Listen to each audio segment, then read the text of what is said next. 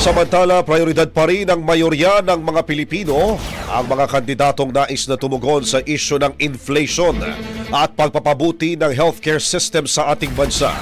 Sa lumabaso na survey ng Okta Research, makakakuha ng 56% o 5 sa bawat 10 Pinoy ang isyuhon ng pagpapanatili ng mababang presyo ng pangunahing pagkain at serbisyo. Habang pangalawa naman rito ang pagsasaayos ng healthcare system na nakakuha ng 50%.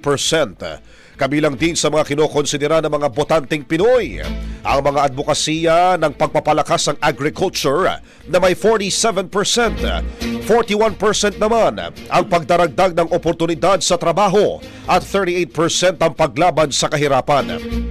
Pinakahuliho sa issue na tinututukan ng mga botante ay ang paglaban sa political dynasty na nakakuha lamang ng 5%. Ang survey mga kabrigada ay sinalihan ng 1,200 na mga respondents sa buong Pilipinas.